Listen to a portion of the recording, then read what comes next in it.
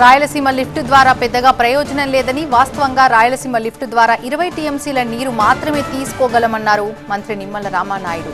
మల్యాల, ముచ్చుమర్రి లిఫ్టుల ద్వారా 3 రోజులకి 1 టీఎంసీ తీసుకోవచ్చని తెలిపారు. అంతేకాదు రాయలసీమ లిఫ్ట్ ఆ ప్రాంత రూపురేఖలు కూడా మార్చేస్తుందని వైసీపీ తప్పుడు ప్రచారం చేస్తుందంటున్నారు నిమ్మల. 20 టీఎంసీల నీరు కూడా లిఫ్ట్ చేయడానికి అవకాశం లేనిటువంటి ఎత్తుపోతలు ఇది. ఆ 20 టీఎంసీల్లో కూడా అక్కడే మాల్యాలు ఉంది, అక్కడే ముచ్చిమర్రి ఉంది. ఆ 2 కూడా రాయలసీమకి లిఫ్ట్ చేసి వేరే చోటకు పోయేవి కాదు. 2 కూడా అంటే ఆల్రెడీ రాయలసీమకి లిఫ్ట్ చేసి 2 ఎత్తుపోతలు ఉన్నాయి. ఇది 3వ ఎత్తుపోతల. ఇక్కడ దాని మార్జిన్ చూస్తే చాలా లిమిటెడ్గా ఉంది.